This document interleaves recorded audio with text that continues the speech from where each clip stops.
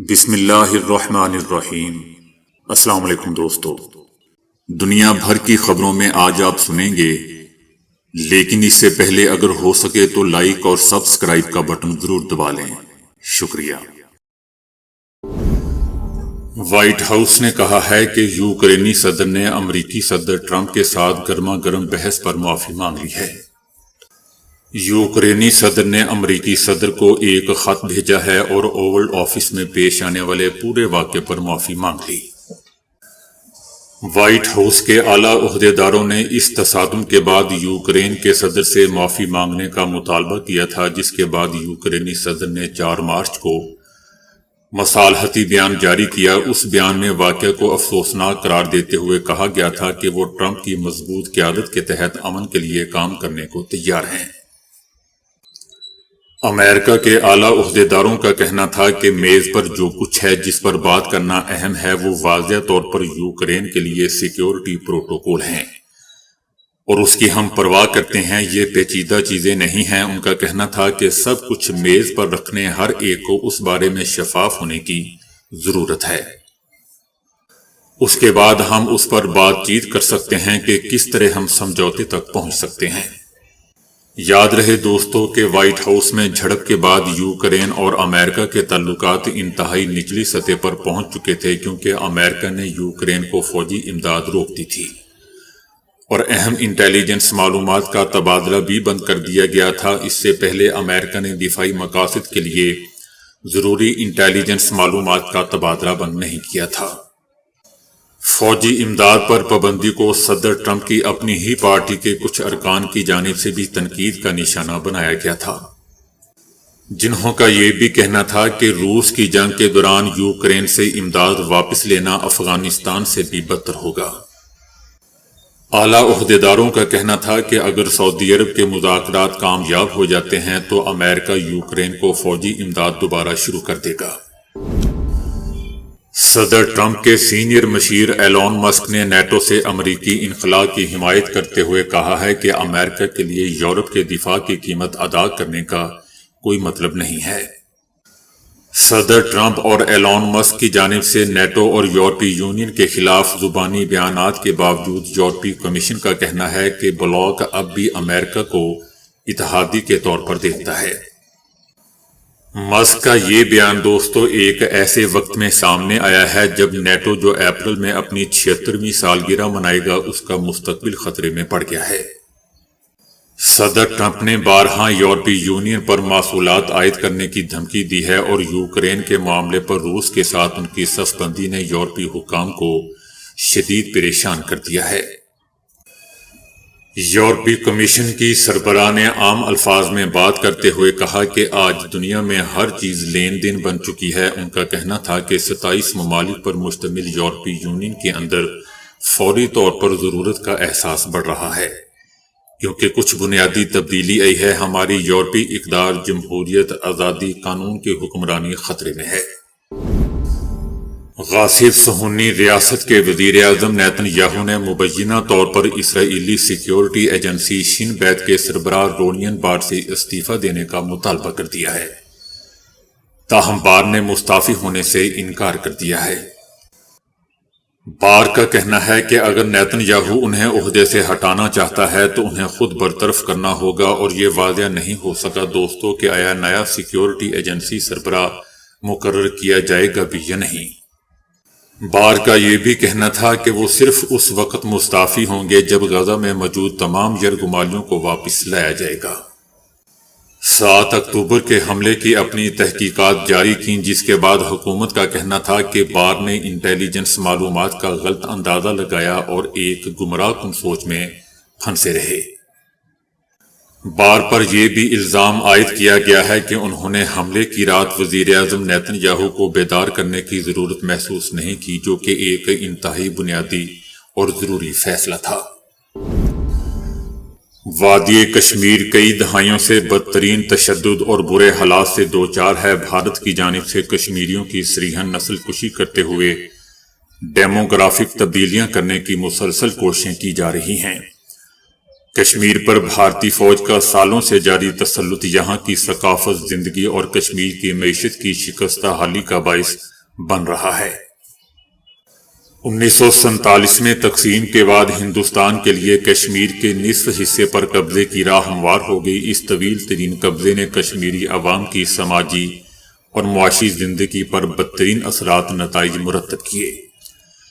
تاریخی لحاظ سے بھارت اور پاکستان کے درمیان جاری اس طویل تنازع کے حل کے لیے اور کشمیریوں کو ان کے بنیادی انسانی حقوق، حق بقا اور حق خود ارادیت دینے کے لیے درجنوں قراردادیں پیش کی گئیں، مگر 7 دہائیوں سے زیادہ عرصہ گزرنے کے باوجود بھی کشمیر پر جاری بھارتی تسلط اس علاقے کی سماجی، ثقافتی اور اقتصادی ڈھانچے کو نقصان پہنچا رہی ہے۔ کشمیر کے دلکش ارضی خدوخال سیاحوں کے لیے کشش کا باعث ہو سکتے ہیں، جو شاندار مناظر سے لطف اندوز ہونا چاہتے ہیں۔ کشمیری قدرتی اور ثقافتی مقامات سے کشمیر کو نوازا گیا ہے، جن پر نہ صرف یہاں کی سیاحت کا دار و مدار ہے بلکہ یہ کشمیر کے بیانی کو مضبوط کرنے میں بھی معاون ثابت ہو سکتا ہے۔ پاکستان کے لیے ضروری ہے کہ بین الاقوامی برادری کو کشمیر سے متعلق پوشیدہ حقائق باور کروائیں۔ کشمیر ایک تہذیبی ورثے کا حامل ہے، یہ ثقافتوں اور مذاہب کا مرکز ہے۔ بدھ مت سے لے کر ہندو مت اور اسلام سرزمین کشمیر میں مختلف مذاہب کے اختلاط سے ایک دلکش سماجی ہم آہنگی پیدا ہوتی ہے، اور اسی وجہ سے کشمیر کی اہمیت کی نسبت سے کشمیر کے سماجی اقتصادی نمونے کو اجاگر کرتے ہوئے ہماری مکمل توجہ خطے میں پائیدار ترقی اور امن کے لیے تنازع کے حل پر مرکوز رہنی چاہیے۔ روس نے کورسک کے علاقے میں مزید پیش قدمی کی ہے۔ یہ پیش قدمی ایک بڑے محاصرے اور آپریشن کا حصہ ہے۔ ان کا مقصد ہزاروں یوکرینی فوجیوں کو پسپائی یا ہتھیار ڈالنے پر مجبور کرنا ہے۔ یوکرینی فوج نے اگست 2023 میں روس کے کورسک علاقے کے تقریباً 1300 کلومیٹر پر قبضہ کر لیا تھا۔ یوکرین کا کہنا تھا کہ یہ اقدام مذاکرات میں بہتر پوزیشن حاصل کرنے اور روس کو مشرقی یوکرین سے اپنی افواج ہٹانے پر مجبور کرنے کے لیے کیا گیا تھا۔ تاہم فروری کے وسط تک روس نے 800 مربع کلومیٹر سے زیادہ کا علاقہ واپس لے لیا تھا۔ روس نے حالیہ دنوں میں ایک بڑا حملہ کیا ہے جس کا مقصد یوکرین کی سپلائی لائنز کاٹنا اور پسپائی کے راستے بند کرنا ہے۔ روس کورسک میں کم از کم 7 مختلف سمتوں سے حملہ آور ہے۔ پچھلے 4 دنوں میں روسی فوج نے اتنا علاقہ کلیئر کر لیا ہے جتنا بعض اوقات مہینوں میں ممکن نہیں تھا۔ فرنٹ لائن توڑ دی گئی ہے۔ روسی اسپیشل فورسز نے کورسک میں 3 اور علاقوں پر قبضہ کر لیا ہے جہاں وہ سودسا قصبے کے قریب گیس پائپ لائن کے ذریعے خفیہ طور پر داخل ہوئے۔ روس کے حالیہ حملے نے یوکرین کو ایک نازک فیصلے کے موڑ پر کھڑا کر دیا ہے۔ کیا یوکرینی افواج کورسک سے پسپائی اختیار کرے گی؟ اگر ایسا ہوتا ہے تو کیا وہ شدید روسی حملوں کے دوران بغیر کسی بغدڑ کے سرحد تک پہنچ سکے گی یا نہیں؟ اب یہ دیکھنا باقی ہے۔ بنگلہ دیش کی آزادی کے بعد ملک میں مختلف اوقات میں مختلف ناموں سے کئی نئی سیاسی جماعتیں بنیں۔ ان میں سے کچھ اب بھی موجود ہیں، تاہم کچھ وقت کے ساتھ ساتھ ملکی سیاسی منظرنامے سے غائب ہوتی گئیں۔ ان میں سے کچھ سیاسی جماعتیں دائیں بازو کی ہیں اور کچھ بائیں بازو کی۔ کچھ جماعتیں قوم پرستی کا نعرہ لگاتی رہیں جبکہ دیگر سیکولر یا مذہبی نظریات کے ساتھ آگے بڑھتی رہیں۔ آزادی کے بعد بننے والی نئی جماعتوں میں سے BNP یعنی بنگلہ دیش نیشنل پارٹی سب سے بڑی جماعت بن کر ابھری۔ یہ وہ سیاسی جماعت تھی جس نے یک طرفہ طور پر انتخابات میں کامیابی حاصل کی اور اقتدار میں آئی۔ تاہم BNP کے علاوہ جاتیہ پارٹی بھی یک طرفہ طور پر انتخابات میں کامیاب ہوئی، مگر وہ انتخابات مشکوک تھے کیونکہ ان میں ملک کی سیاسی جماعتوں کی قابل ذکر تعداد نے حصہ نہیں لیا تھا۔ اس کے علاوہ جو نئی جماعتیں تشکیل دی گئیں ان میں سے کوئی بھی انتخابی عمل سے فائدہ اٹھا کر اقتدار میں نہیں آ سکیں اور نہ ہی انہوں نے ملک بھر میں کوئی مضبوط تنظیمی پوزیشن قائم کی۔ نتیجتاً ملک کی سیاست وسیع پیمانے پر 2 حصوں میں تقسیم ہو گئی، عوامی لیگ اور BNP۔ اب ملک میں شیخ حسینہ واجد کی حکومت کے خاتمے اور عبوری حکومت میں شامل رہنماؤں کا کہنا ہے کہ فروری کے تیسرے ہفتے میں ایک نیا اسٹوڈنٹ گروپ بننے جا رہا ہے۔ لیکن سوال یہ ہے کہ اس نئی سیاسی جماعت یا اسٹوڈنٹ گروپ کا نظریہ کیا ہوگا؟ کیا قیادت میں صرف نوجوان ہی ہوں گے یا تجربہ کار لوگ اور سیاسی شخصیات کو بھی اس میں شامل کیا جائے گا؟ اور سب سے اہم بات یہ کہ مذہب کے بارے میں اس نئی پارٹی کی سوچ اور موقف کیا ہوگا، اس کا مذہب کے بارے میں کیا موقف ہوگا؟ یہ نیا اسٹوڈنٹ گروپ چاہتا ہے کہ بنگلہ دیش میں بائیں بازو یا دائیں بازو کے سیاسی رجحانات سے ہم آزادی حاصل کر سکیں، جسے وہ اعتدال پسند پوزیشن کہتے ہیں۔ یہ نیا گروپ بائیں بازو اور دائیں بازو کی سیاست سے آزاد ہو کر مرکزی سیاست کی بات کر رہا ہے۔ یہ اسٹوڈنٹ گروپ چاہتا ہے کہ ہم متحد ہو جائیں، ہم اسلامو فوبیا یا بنیاد پرست اسلامی یا بنیاد پرست ہندو طبع کی سیاست میں نہ پڑیں۔ لیکن پھر دوستو، یہ آخر اسٹوڈنٹ پارٹی کن نظریات یا مقاصد کے بارے میں بات کر رہی ہے؟ ان اسٹوڈنٹ گروپس کا کہنا ہے کہ ہم یہاں مساوات کی بات کر رہے ہیں، اتحاد کی بات کر رہے ہیں، پیار اور محبت کی بات کر رہے ہیں۔ یہی وہ چیزیں ہیں کہ جنہیں ہم اجاگر کرنا چاہتے ہیں۔ ان کا کہنا ہے کہ ہماری توجہ کا بنیادی نقطہ یہ ہے کہ ہم کس طرح ایک معاہدے کے ساتھ آگے بڑھ سکتے ہیں۔ ہم دائیں طرف نہیں جھک سکتے اور نہ ہی بائیں طرف جھکیں گے۔ ہم مساوات، انصاف اور اچھی حکمرانی کے ارد گرد ایک اعتدال پسند جماعت بنیں گے جس پر پورا بنگلہ دیش ترقی کر سکے۔ مطلب اس معاملے میں دوستو، طلباء کا یہ ممکنہ نیا گروپ سیکولر یا مذہبی ایسی کسی بھی شناخت کو اپنانا نہیں چاہتا۔ ان نئے اسٹوڈنٹ گروپ کا مقصد صرف یہ ہوگا کہ وہ حقوق، ذمہ داری اور سمجھوتے کی سیاست کو آگے لائیں تاکہ یہاں کوئی مخصوص رائے یا مذہب اہم نہ ہو بلکہ بنگلہ دیش کی ترقی اہم ہو۔ وہ صرف بنگلہ دیش کے لوگوں کے حقوق اور ریاست کی تشکیل کا کام کریں، یہاں بہت اہم ہوگا۔